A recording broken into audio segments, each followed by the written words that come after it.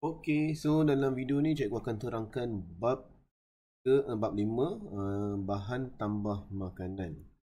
Okey. So apa yang kita akan pelajari dalam tajuk ini ialah 5.3.1 menghuraikan dengan contoh jenis bahan tambah makanan dan fungsinya. Jadi murid kena tahu ya, apakah contoh-contoh bahan tambah makanan dan apakah fungsi bahan tambah makanan tersebut. Kemudian mewajarkan penggunaan bahan tambah makanan. Mewajarkan bermaksud kita uraikan apakah kebaikan, apakah keburukan kalau kita gunakan bahan tambah makanan. Okey. So, terlebih dahulu kita pergi kepada definisi bahan tambah makanan. Apakah maksudnya? Maksudnya adalah bahan semula jadi ataupun bahan sintetik yang ditambahkan pada makanan untuk menghalang kerosakan atau untuk memperbaiki bentuk, rasa dan tekstur. Jadi bahan tambah makanan ni dia boleh jadi bahan semula jadi, dia juga boleh jadi bahan sintetik. Bahan sintetik bermaksud bahan buatan. Dia ditambah kepada makanan untuk menghalang kerosakan ataupun dia nak memperbaiki rupa, bentuk, nak memperbaiki rasa dan juga untuk memperbaiki tekstur. Okey. Seterusnya, okey, ini yang paling penting iaitu jenis bahan tambah makanan. 1, 2, 3, 4, 5, 6, 7. Jadi ada 7 bahan tambah makanan yang murid perlu hafal. Yang pertama kita panggil pengawet. Okay, dan seterusnya pengantioksida, kemudian perisa, kemudian ada penstabil, kemudian ada pengemulsi, pemekat dan juga pewarna. Jadi kita akan pergi satu persatu dan apakah fungsi. Okey, pengawet. Apa fungsi pengawet? Jadi pengawet ni tujuannya adalah untuk menghalang atau melambatkan pertumbuhan bakteria. Menghalang ataupun melambatkan pertumbuhan bakteria. Ataupun kulat supaya makanan dapat disimpan lebih lama. Maksudnya di sini adalah sekiranya kita tambah pengawet pada bahan makanan, makanan tersebut masih lagi akan rosak, tetapi jangka hayat dia akan panjang sedikit berbanding dengan makanan yang tiada pengawet. Okay. Apakah contoh-contoh pengawet dalam kehidupan harian kita? Yang paling familiar ialah garam. Okay, garam ni pada ikan kering. Okay, ada setengah orang dia suka makan ikan kering. Dan sekiranya murid-murid biasa makan ikan kering ni rasa dia masin lah. Sebab dia telah ditambah garam. Kemudian gula. Gula juga sebenarnya adalah satu pengawet. Okay, dia di dalam jam. Okay, jam yang nak buat roti tu. Okay. Kemudian cuka digunakan di dalam jeruk. Okay, jeruk ni adalah buah-buahan yang ditambah dengan cuka. Jadi rasa dia akan ada sedikit masam lah. Ya. Kemudian asid benzoik. Okay, digunakan dalam sos cili. Kemudian natrium benzoat digunakan dalam roti. Roti yang biasa kita beli kat kedai tu biasanya dia ada tarikh expired. Biasanya dalam lebih kurang 1 minggu ataupun 7 hari lah. Apakah bahan pengawet dia? Natrium benzoat. Kemudian ada natrium nitrit ataupun natrium nitrat di dalam sausage. Sausage ataupun hotdog yang kita beli dekat kedai-kedai ya. Kemudian sulfur dioksida di dalam pembungkusan buah-buahan kering. Okay, kalau buah-buahan yang basah, kita guna cuka lah. Dia akan jadi jeruk. Kalau buah-buahan yang kering, okay, kita guna sulfur dioksida. Okay, gambar rajah yang cikgu tunjuk ni adalah jeruk lah ni. Ini contoh jeruk. Kemudian seterusnya kita pergi kepada pengantioksida. Kenapa nama dia pengantioksida? Sebab makanan ni sebenarnya secara semula jadi dia akan berlakunya proses pengoksidaan.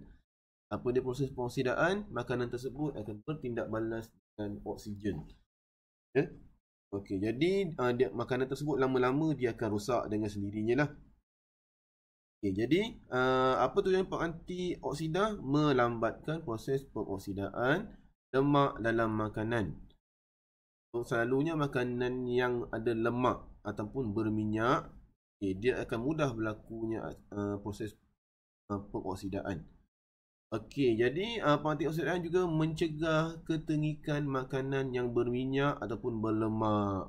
Sebab apa? Sebab makanan yang berminyak ataupun berlemak, bila dia berlakunya proses pengoksidaan, akan berlaku ketengikan. Bau yang tidak enak lah. Okey, apakah contoh pengantioksidan ataupun antioksidan? Okey, contohnya adalah asid ascorbic. Dia ialah vitamin C digunakan di dalam gula-gula.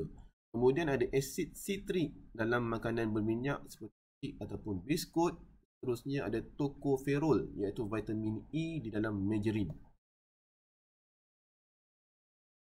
Next, perisa. Okey.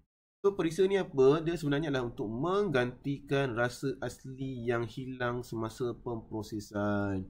So dalam industri biasanya bila nak proses sesuatu makanan, kadang-kadang rasa dia akan hilang. Ya? Jadi perisa ni penting untuk menggantikan rasa yang hilang tadi. Ataupun seterusnya dia nak menambahkan rasa ataupun bau yang harum supaya makanan tadi jadi sedap. Jadi antara faktor yang menambahkan kesedapan makanan ialah bau. Ya? Kalau bau tak sedap, automatik makanan jadi tak sedap.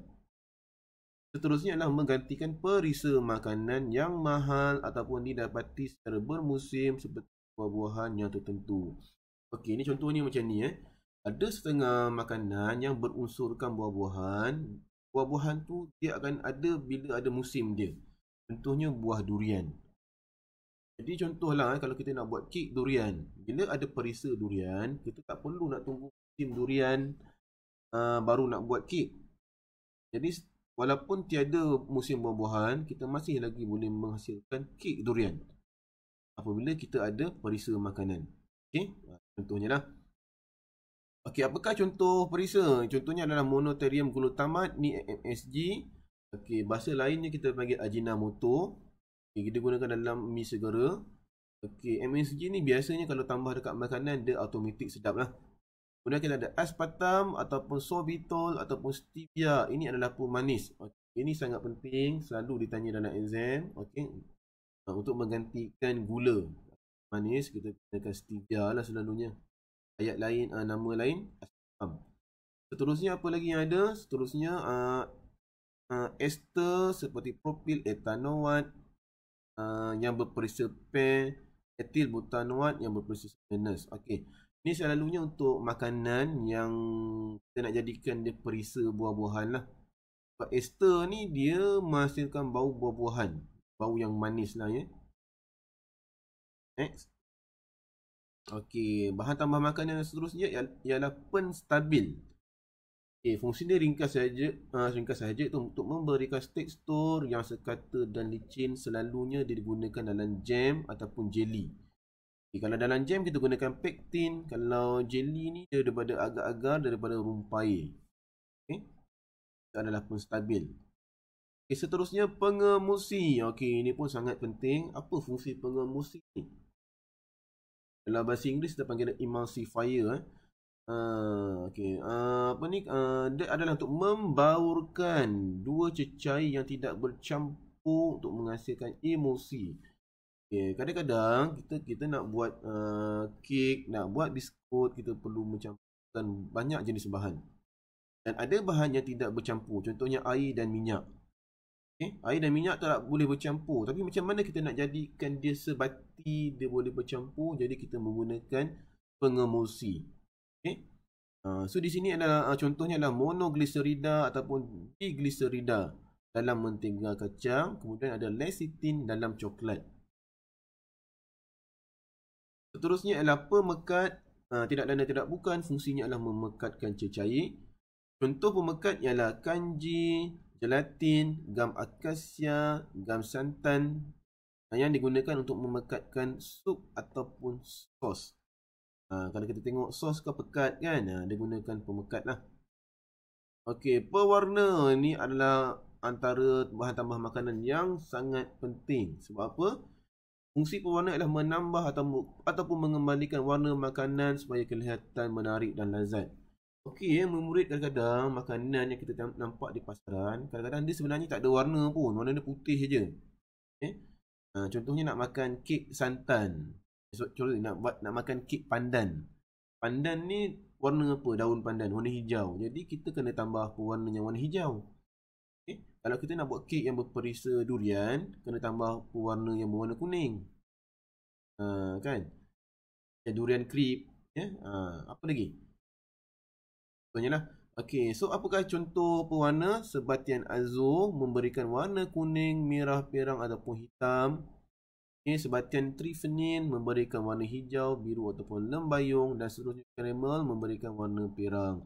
So, kalau anda pernah jumpa benda ni kat kedai yang nak buat kek, selalunya ada lah. Yeah? Okey. So, sampai di sini sahaja cikgu rasa untuk jenis-jenis bahan tambah makanan, ya. Okey, seterusnya. Okey, mewajarkan penggunaan bahan tambah makanan. Ada lagi, ya. Okey. Mewajarkan itu bermaksudnya apakah kebaikan, apakah keburukan. Ya.